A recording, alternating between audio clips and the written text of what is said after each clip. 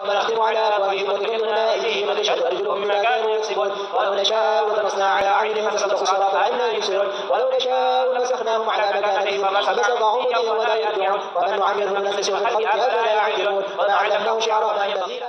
Assalamualaikum warahmatullahi wabarakatuh. Bismillahirrahmanirrahim. Pada pertemuan kali ini kita akan membahas tentang hal-hal yang membatalkan puasa. Saya menggunakan kitab Taqratul Sadidah halaman 448. Bismillahirrahmanirrahim. Mubtilatus shaum, perkara-perkara yang membatalkan puasa. Di dalam kitab ini itu terbagi menjadi dua. Yang pertama adalah perkara yang membatalkan terhadap pahala daripada puasa itu. Yang kedua, perkara yang membatalkan kepada puasanya. Jadi kalau yang pertama, dalam segi fikih, puasa seseorang itu tetap sah, namun tidak berpahala. Kenapa?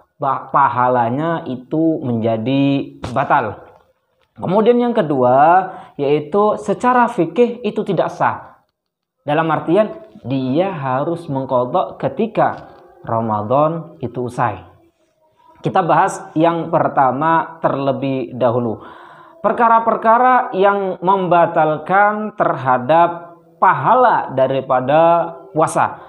Di sini disebutkan itu ada 6 perkara. Yang pertama adalah ghibah, yaitu menggosip. Menggosip itu termasuk salah satu yang membatalkan pahala puasa. Gosip itu membicarakan seseorang di belakang orang tersebut, apabila orang tersebut mendengarnya dia menjadi benci. Dalam artian tidak suka orang tersebut membicarakannya. Itu kalau yang diomongkan adalah hal yang benar. Misal seseorang itu, mohon maaf, misal ada seseorang yang itu baunya memang kurang sedap, diomongin di belakang, itu namanya ghibah. Kenapa? Sesuai dengan kenyataan. Namun kalau seandainya itu berbeda daripada kenyataan, namanya fitnah. Yang pertama di situ adalah ghibah. Ghibah termasuk yang membatalkan pahala daripada puasa. Yang kedua yaitu an-namimah, yaitu mengadu domba, membicarakan dari seseorang ke seseorang yang lain dalam tujuan supaya satu orang dengan satu orang tersebut itu menjadi pertikaian. Itu yang kedua. Yang ketiga al-kadzib, yaitu bohong, dusta. Dusta juga termasuk hal-hal yang membatalkan pahala daripada puasa. Yang berikutnya atau yang keempat adalah melihat terhadap hal-hal yang haram atau melihat sesuatu yang bisa menimbulkan timbulnya syahwat. Itu juga membatalkan pahala puasa. Yang berikutnya adalah al-yaminul kadzib, sumpah bohong. Hal tersebut juga membatalkan daripada pahala puasa. Yang berikutnya adalah berkata jelek, itu juga membatalkan pahala puasa.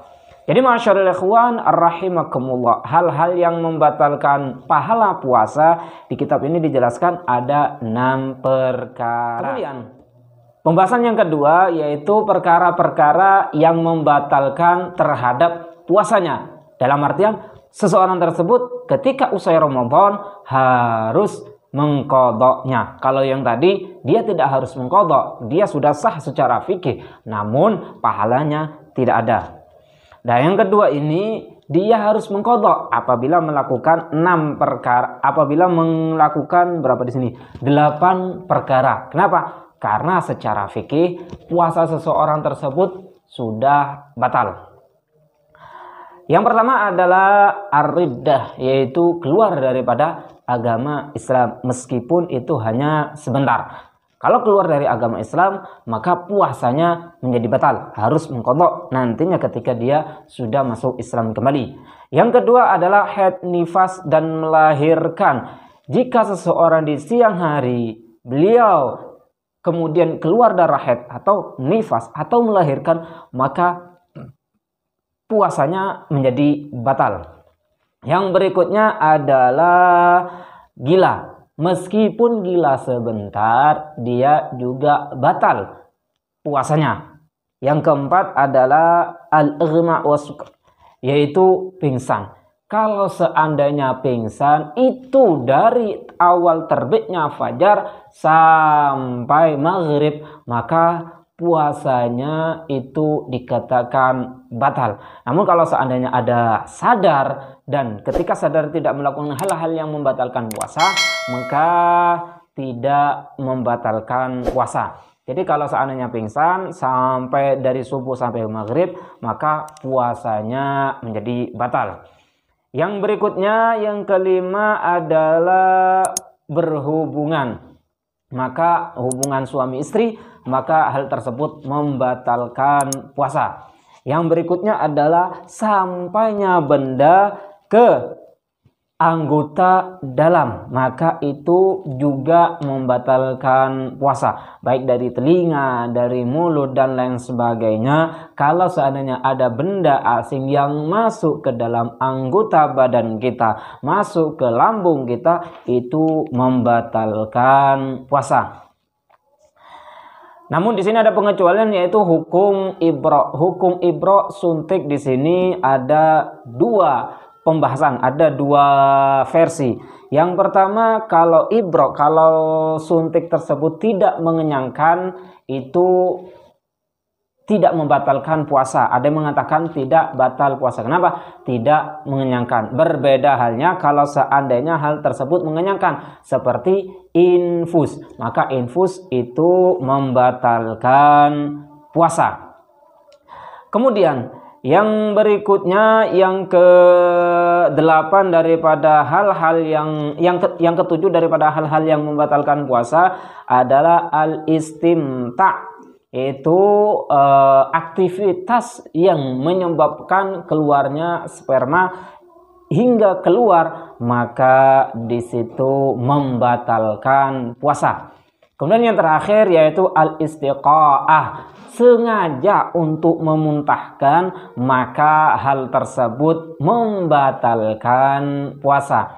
Jadi ma'asyiral ikhwan rahimakumullah, hal-hal yang membatalkan puasa secara fikih, dalam artian dia harus mengqadha'nya, di kitab ini dijelaskan ada 8. Yang pertama adalah keluar dari agama Islam. Yang kedua adalah haid, nifas, dan melahirkan. Yang ketiga adalah gila. Yang keempat pingsan. Yang kelima yaitu hubungan suami istri. Yang keenam yaitu sampainya benda ke dalam anggota badan, ke dalam lambung.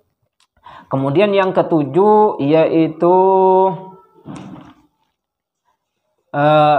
aktivitas yang menyebabkan keluarnya sperma. Dan yang terakhir, dia berusaha untuk memuntahkan apa yang ada di dalam perut. Maka hal tersebut membatalkan puasa. Mungkin ini yang Al-Fakir bisa saya sampaikan. Kurang lebihnya mohon maaf. Assalamualaikum warahmatullahi wabarakatuh.